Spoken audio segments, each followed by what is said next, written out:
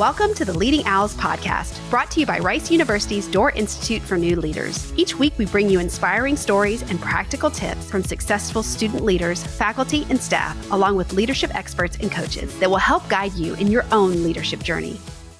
Welcome to our special series, Meet the Classified Campuses, where we spotlight some of the top higher education institutions leading the way in leader development. These remarkable schools have earned the prestigious Carnegie Elective Classification for Leadership for Public Purpose, a recognition of their outstanding commitment to developing future leaders dedicated to serving the public good. Each of these institutions has gone through a rigorous application process, demonstrating their deep dedication to leader development and public purpose. In this series, we'll hear from the campuses that were awarded their classification this past summer, exploring their innovative programs and the impact they are having on students. Today, we are thrilled to sit down with Dr. David C. Kirkpatrick, PhD, Vice President and Chief of Staff in the Office of the President at James Madison University, along with Dr. Margaret F. Sloan, PhD, Director and Professor from their School of Strategic Leadership Studies. JMU is at the forefront of leadership education with groundbreaking programs that are transforming the student experience. In this episode, they'll share their journey to achieving the Carnegie Classification, the strategies behind their leader development programs, and how they are shaping the leaders of tomorrow. Welcome, David and Margaret. Thank you so much for joining us. Thanks for having us. We're glad to be here. Can you provide an overview of your campus's journey to achieving the Carnegie Elective Classification for Leadership for Public Purpose? Yeah, I'd love to start with that one, and then Margaret could absolutely jump in. James Madison University, we're named after the father of the Constitution, and historically, we were actually founded as an all-women's teachers college, and that's something that's interesting in our 100-year history has really stuck with us in terms of our emphasis on teaching, on lifelong learning. And so when you think about teaching, you think about leadership for public purpose, and it's really something that is deeply ingrained in our culture. It's in our strategic vision and our mission. It's also, as we just think about everything that we do on campus, we think about how we're engaging students to be enlightened citizens and to be lifelong learners in that sense. A little bit more about us as JMU. So we're situated in the Shenandoah Valley. We're pretty proximate to DC, so we have a strong alumni base in the nation's capital, in a lot of public service positions of the federal government, as well as in our state capital. And so as we think about our mission, it both connects to where our students are, alumni base is, and then what we do on a daily basis is really, really important. One of the things from the president's office that we also like to talk about is when we develop leaders for public purpose, when we think of civic leadership skills, which is how we think about it, they're also the skills that our employers are looking for. They're looking for students who can work in teams. They're looking for students who are critical thinkers and could work among people who are different than them. Those are the things that we emphasize as we talk about civic engagement or in civic leadership, but it's also what our employers are looking for. So those things it's not a one-off thing for us when we think about developing leaders for public purpose. It really is central for us in our mission. Our mission at JMU, we're a community committed to preparing students to be educated, enlightened citizens who lead productive and meaningful lives. And so that piece was really infused in everything that we do. So when it was brought to our attention that this could be a category for us, we were not thinking, what should we put in an application for something like that? Or what should we include in that? It's how do we highlight all the things that we're already doing? And thankfully, we have someone like Margaret as well who's able to take the lead and bring all those pieces together. And it really just made sense for us to reflect the important work that's already being done.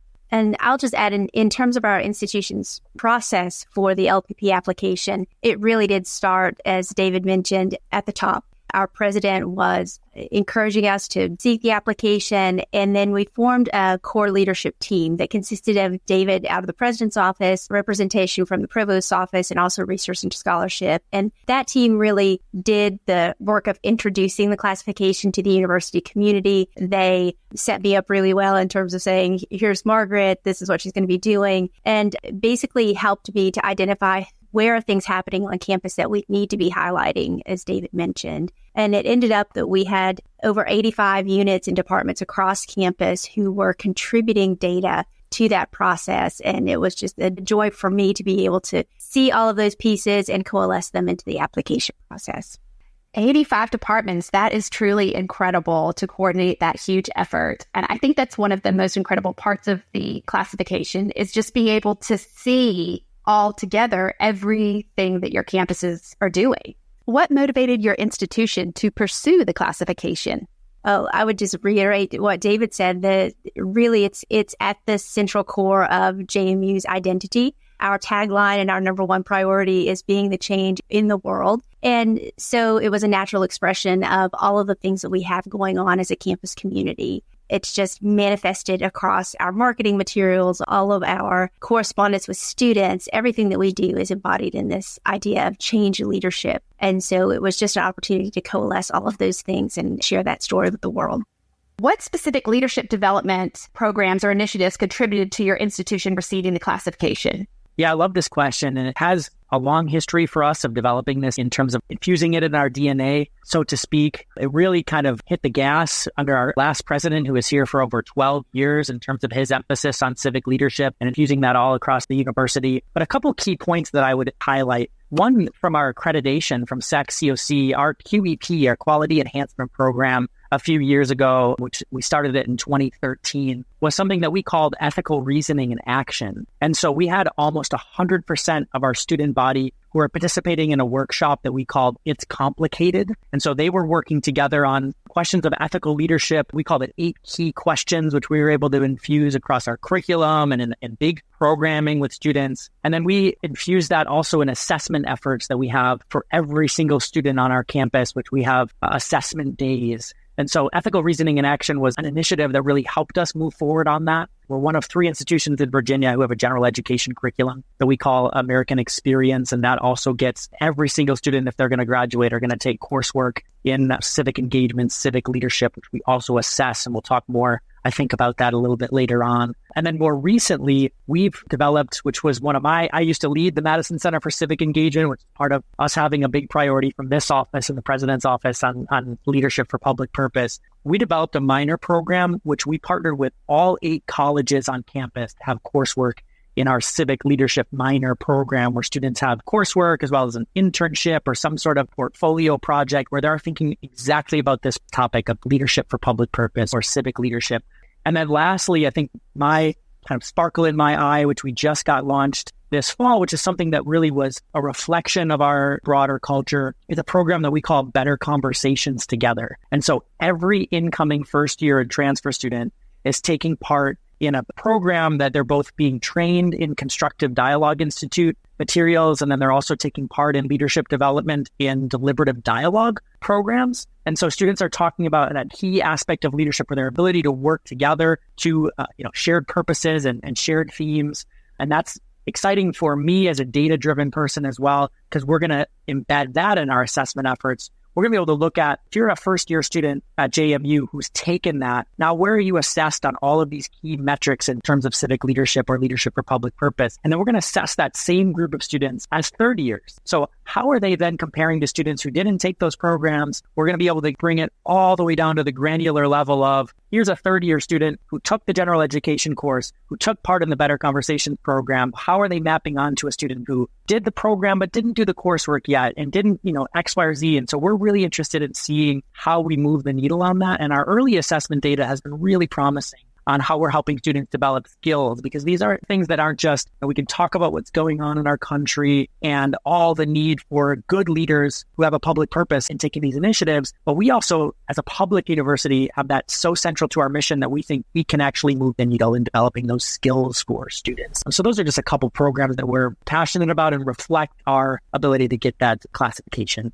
Margaret, did you have anything to add? Yes, just 2 quick notes on that. Along with the citizenship and ethical reasoning pillars, we had 2 other areas that we focused on within the application. One was leader development writ large, and the final one being this notion of innovation. And so those are the 2 final pieces that we really like to stress within the application. And on the leader development side, we've talked a lot about student development, but leader development is not just something that is available to students at the institution. It's also faculty and staff at any level, because we don't approach leadership from a positionality perspective, but really are looking at how are individuals able to exercise and develop their leadership within whatever area where they find themselves within the institution. We do have some key programs in innovation as well. one being the JMU X Labs, which has received acclaim from a variety of external stakeholders to the institution, which is a co-creating space that brings together faculty and students from across disciplines to look at problems that we see in society and think about how can we use a lot of different ways to approach these things to come at a solution that is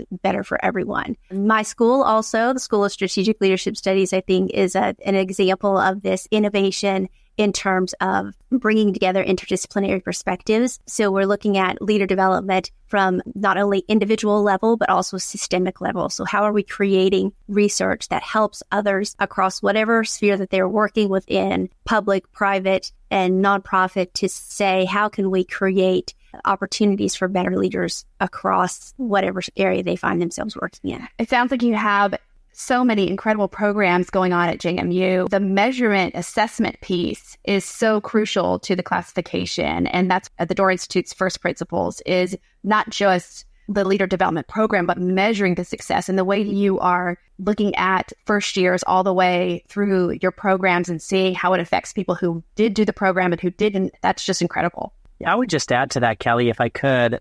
One of those kind of key signposts in 2017, we founded what we call the Madison Center for Civic Engagement. And so a lot of student-led initiatives, but also as Margaret mentioned, we're only going to go as far as our faculty take us. We're passionate about that here. So we, for example, with the Better Conversations program, which is in the Madison Center, we also have faculty workshops that pair on to the American Experience general education course curriculum. And so our faculty can see what are our students going through as first-year students, and how can you embed that into your classroom, whether it's modules that the Constructive Dialogue Institute has, or simply training of, I want to have difficult conversations in the classroom, but this is a very polarized time. How do we do that? How do we come alongside our faculty who are content experts and help them have those types of conversations in the classroom? So we're always thinking about how do we actually move the needle? And so curriculum's one that is in the faculty realm, but we can come alongside them in the things that are already taking place and help bring those things into the classroom together. And so that takes time, as we talk about how do you build a culture of leadership for public purpose. There are no shortcuts. There's some things that we can wave a magic wand from in the president's office and make happen.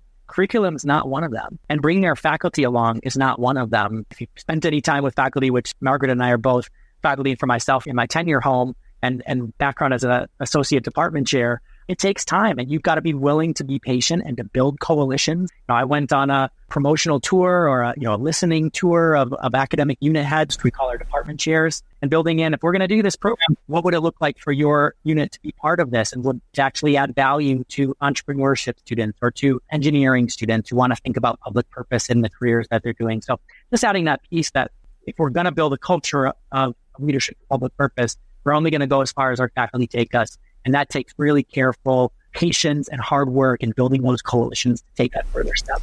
But it was wonderful to see through the process that we have over 1,000 undergraduate courses that had some leadership or public purpose component embedded already within the curriculum, and over 500 graduate courses. And so this is manifested in a variety of different ways through internships, through experiential learning opportunities. But really the core mission is that thread that's running through many, many of the courses that we're offering. That is truly incredible. And that's one of the most exciting parts about this application. It's exciting to see all that your university is doing. It's exciting to showcase it to all of your staff and faculty. And it's not just an application, but kind of a way to celebrate all of your successes, everything that you work hard to do, but don't really take the time to really look at and you realize how much you're doing. So it's a really exciting discovery that you had along the way. How do your leadership programs address the needs of a diverse student body? I'll jump in with that one to say that, again, I think we have placed that leadership or public purpose thread within the university's identities to such a degree that it's manifested across student experiences. So we talked briefly about the curriculum and the multiple courses where we are really promoting this notion of thinking critically about who we are in the world, regardless of what discipline that we're in. And then there are a variety of student leadership programs that are available to every student within the institution. So there's a Make Your Mark on Madison program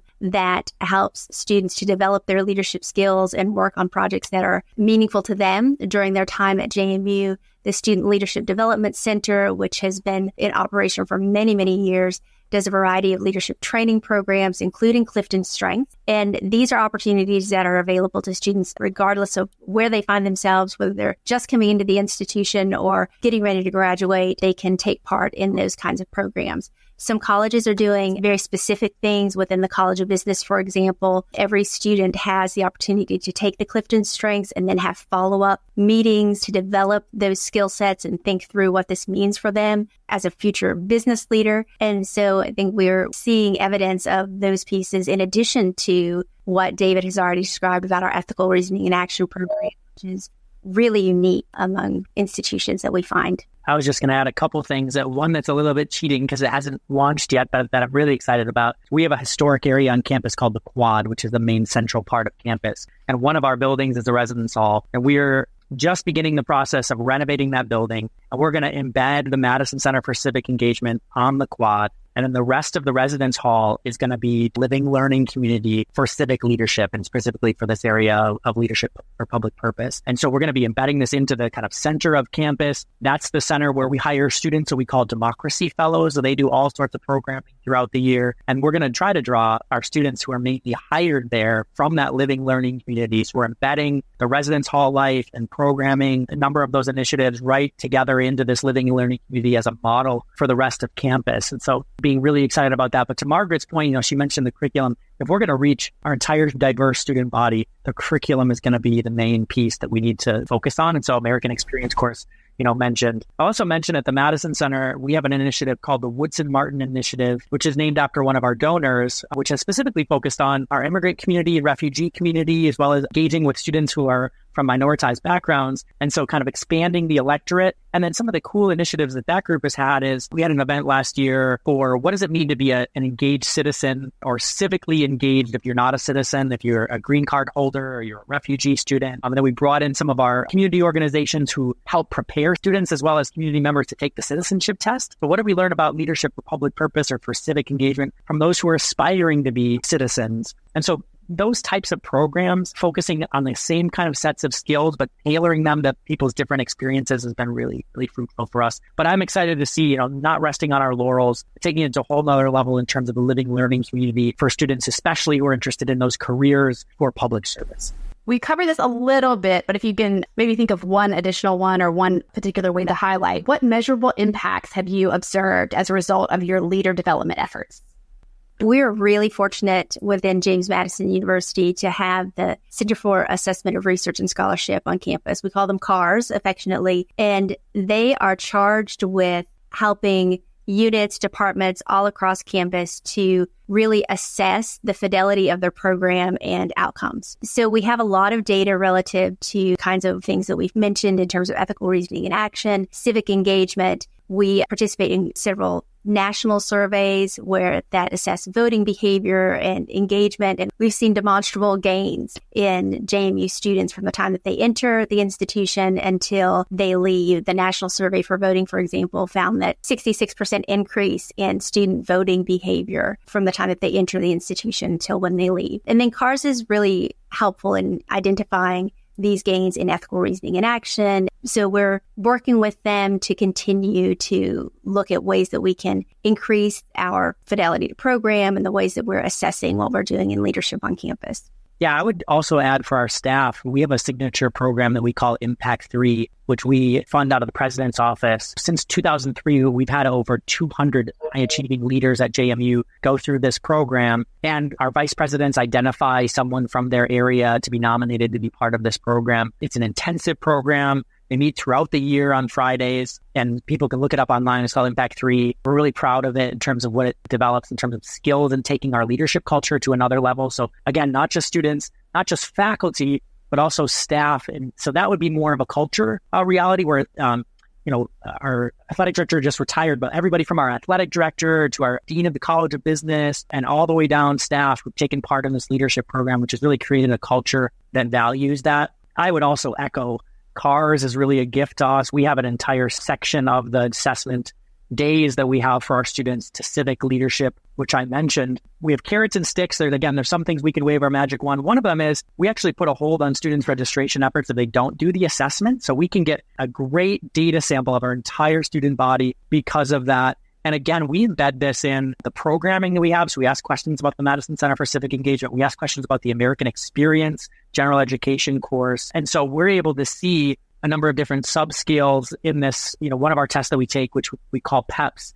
15 of the 29 sub-skills that we look at among our cohort model of assessment moved the needle. We had increased in terms of participation or values or civic leadership skills that we can see and that we can measure. And so we're really interested to see as we ramp that up, whether or not we're going to see that again for some of these better conversation programs or others that we're embedding together. Culture-wise, as well as measurable impact for students, CARS has really helped us to see, are we actually making a difference? And I will say, we're able to then look at that and adjust our programming. So I'll give you an example. A couple of years ago, we saw that our students didn't know how to engage local elections or local elected leaders. They didn't know when the elections were. They didn't know how it impacted them as students, which a lot of those elections deeply impact our students as a college town. And so we saw that in our assessment data, and then we were able to create new programming for our students to then have elected leaders on campus, bring them to residence halls so students can meet candidates, to have candidate forums on campus so students can ask them questions. And so we're going to then be able to assess again, now that we've put a big emphasis on local civic engagement, did that move the needle? So we don't just take the assessment and put it on a shelf somewhere to be dusty. We like to look at it,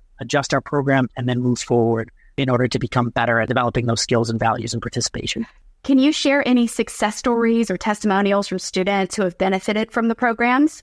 Certainly in aggregate, we have evidence that the programming that we're providing is making a difference in terms of attitudes of leadership, in terms of perceptions of a student's ability to make a change in their local community, in their ability and desire to engage in their community. So we have a lot of evidence along those lines. Anecdotally, we do have some information built into our website around the Being the Change idea. And there are over 200 testimonials online of alumni and students, just stories of people who are enacting change and being the positive change within their communities, within the organizations that they're working in. And so we try to track those things and share them as we can. There's also a Being the Change podcast that just got started with our new President King a couple of weeks ago. And so we're looking forward to sharing more of those stories in podcasts in the future. That's so exciting. We'll look out for that.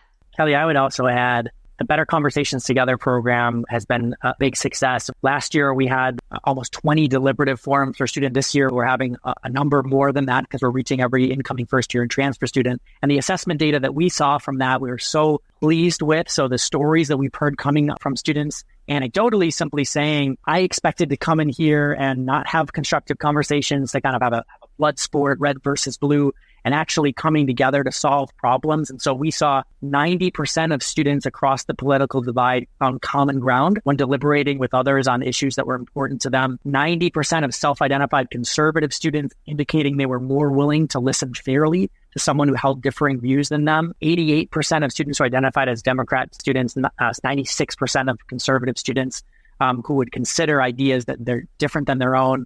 And then over 90% of students across the spectrum said they were now more willing to have difficult conversations with people who they disagreed with. And so within that data are tons of stories of students who came together with their classmates to talk about issues. And so we see that as not just throwing up our hands and saying, what do we do in a country that is so divided, that desperately needs leaders who are focused on public purpose, but rather, how do we develop those skills? And how we think that we can help students to have those difficult conversations together. And that's bearing itself out, not just in the stories that we love to highlight, but also in the data that we've assessed, in students being able to come together again, not just to feel good, but to actually find common solutions together. We think that's really at the heart of what this classification is looking for in terms of public purpose. That's incredible. That's so important. What challenges have you encountered in developing and implementing leadership development programs? Really just getting a bird's eye view of everything that is going on within the institution, because there are so many threads that are tied across the curriculum, across pedagogy, across student programming, as well as faculty, staff, and identifying those things in terms of how they tie to the leadership or public purpose identity, as well as thinking about how can we coalesce these things and create some synergies around the things that we're doing across campus. I think that's a challenge that we're hoping to take on a little bit more directly in the coming years. Assessment has been a problem, even though I think we're heads and shoulders above many institutions with CARS and with the way that we've been able to deliberately track progress over multiple years. Still, there are some pockets of programming that we're looking at. How can we do a better job of making sure that we're assessing everything and looking at the outcomes that we're creating with those programs? Yeah, I would add, I think curriculum it's a challenge and an opportunity because, again, you're not simply going to wave a magic wand. This is why our faculty are content experts. This is why our faculty have dedicated their careers to be experts in these areas. And so if we want something like the civic leadership minor, which is so exciting, we've had a tremendous feedback in this early semester. This is the first semester that's rolled out. But if you want all 8 colleges involved in that, that's lots and lots of different experts in different fields and different units and different leaders. And not only does it take time to build coalitions, but it also takes time once you get the process moving to move it through the curriculum process that universities are not known for things moving quickly. Curriculum is one probably that we're most not known for quickly on. And so that's a challenge and an opportunity. Now, the reason it's an opportunity is once we get something like that in and we're able to integrate that from the College of Business to the College of Integrated Science and Engineering, we had some of our most passionate interest in it in the fields that you wouldn't expect. Of course, we expect history and political science. I'm a historian by training. We can focus on those things, and oftentimes it's the humanities. But the College of Business, and again, in some of the hard sciences, we saw some computer science with the most interest in developing curriculum that would help students. I mean, if you're starting a business, you got to be able to respond to a changing policy landscape. You have to be able to engage with elected leaders, especially if you're here in Virginia or proximity to DC. We saw some of our best interest there. That's not just simply from the president's office passing things on down. Got to be bottom up and has to have a patient effort to do so. But again, when we do that, when our faculty are passionate about this as well, when they want to see things move, then we can see 22,000 students who are impacted by programs that roll out or curriculum that are developed in more intentional like that. What advice would you give to fellow institutions who are aspiring to achieve this classification? We were very fortunate with our process, again, because we had significant buy-in and support from upper administration. And I think that is critical, that we have some who are carrying the banner forward for the institution that can rally everyone around the idea and generate the excitement about let's uncover, discover, reveal, and celebrate the things that we're doing together around this notion of leadership for public purpose. So that, I think, is a critical piece, and would just encourage anyone who's thinking about pursuing the classification to make sure that those structures are in place so that they can coalesce all of these ideas together into one vision and story that they're telling about their leadership for public purpose interests in the community. I would just add, there's no shortcuts. And as Margaret was saying, got to have senior buy-in, got to have faculty buy-in, having that all across the board, and really no shortcuts to doing that, taking the time to build those coalitions. And then also realizing these are investments that also take time. So programs that we have like Ethical Reasoning in Action, or the Madison Center for Civic Engagement, or the assessment efforts of CARS, or the Impact 3 program, those are things that have taken place over a long decades and decades of investment. It's never too late. I like to garden and to plant trees in my free time. And that's one of the things that we say with trees is you can't get the time back. You got to get it in the ground because it just takes time. So take that effort to realize, even if you're looking 15, 25 years out, begin it now and allow it to take root, because that takes time for it to be. Now, I love that. That is so true. You got to get it in the ground. I love it. What are your future goals for leader development at JMU? So we're piloting the Better Conversations Together program, which I've highlighted a couple of times. And so one of the things I love about pilots is if they go well, you can say, great, we're going to make this permanent. If it doesn't go well, you can say, that was just a pilot. So, one of the future goals is just that this is something that's done well and that we can build on. We hired a number of student staff for that effort. We're rolling it out. But of course, if you're rolling it out for the first time, there's going to be some hitches. And so that's one program that we're really excited to have every incoming student. For us, a couple of years out, to have all 4 or 5 years of students on campus who've gone through a program like that we're really excited to see. And so that's a little bit longer term. I think we at JMU have more investment to make in our faculty. We have a Center for Faculty Innovation, which is great work with faculty, coming alongside faculty and what they need in the classroom to develop those skills, to have those difficult conversations, and doing more listening and investment in what our faculty need to do that. I think that is true because, as I've mentioned before, we will only go as far as our faculty take us. And so more investment in that and more time listening to what needs to take place for our faculty to take us further. We have opportunities to better track all of the things that we're doing. So considering creating some classifications around leadership or public purpose that as we're reporting as an institution about the things that we're doing, we're able to say, this is an LPP infused kind of activity. And so then it's going to give us the ability to say, then, okay, we can draw a report that highlights all of those things in one place, which is going to be tremendous. Thinking too about what getting the classification has enabled us to do is to become a part of this network of institutions that have similar values and are moving towards similar goals around leadership. How do you envision the role of higher education in developing leaders for public purpose in the future? I was just at the University of Virginia a few months ago with a number of leaders across the Commonwealth of Virginia, and we were brought together talking about this issue of free speech on college campuses, which is so important to many of us. And one of the college presidents, who I won't name, I appreciated, he got up on the stage and he said, who's doing this well? And he was particularly talking about free speech and having difficult conversations together. He said, is this happening in state government, in the federal government, in city councils? It's a difficult environment. And he said, we're actually doing this really well in higher education. We're actually bringing people together from across the political spectrum who normally wouldn't have conversations together. And we're bringing them together in the classroom. We're bringing together in programming. And we're actually having measurable impact on our society through the graduates that we have. And so one, I would say, higher ed is crucial today because we need leaders who actually have a public purpose, who are not just interested in scoring points on each other, but are interested in the common good. If our country is going to have a future where we have leaders who actually care about public purpose, then higher ed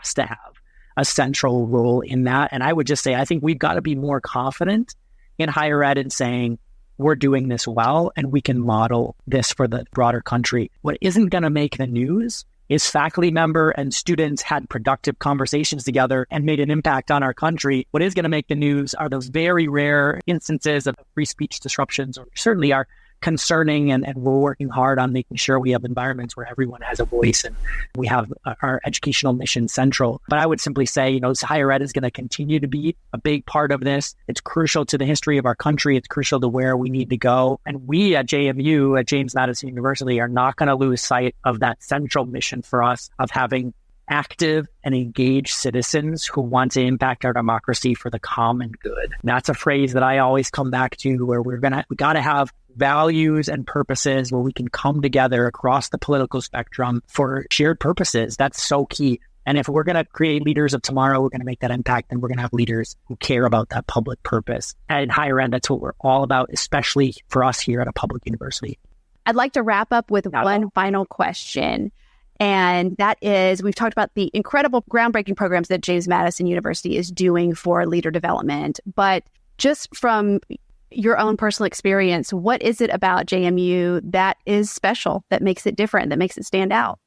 I appreciate that question. For us, it really is about the people. We often hear about both students who come to JMU and expect to leave, to go back home, who stay here in the Shenandoah Valley to live and to learn and to work. We have staff and faculty like myself. I came to JMU from Florida State University expecting to stay a year or two, and I'm coming up on a decade. It is just a wonderful place to live and to work. We often hear from employers that they love JMU grads because they don't have ego. They know how to work in teams. They have those skills that are so important to what industry needs. And so, I really do think it comes back to the people. We say around here, we hold doors. At JMU, we hold doors, and that is a reflection of our culture out for each other. It's a wonderful place to live and to work. Well, thank you so much for joining us today on the Leading Owls podcast. It's been such a pleasure to hear all about the incredible programs at James Madison University and how you are doing so much to create amazing leaders who are going to take us, into the future. Thank you for joining us for the Leading Owls podcast. We will be back next week with more leadership journeys and tips to share. New episodes release each Wednesday. For more information on the Doerr Institute for New Leaders and our free leader development programs for Rice students, please visit doerr.rice.edu.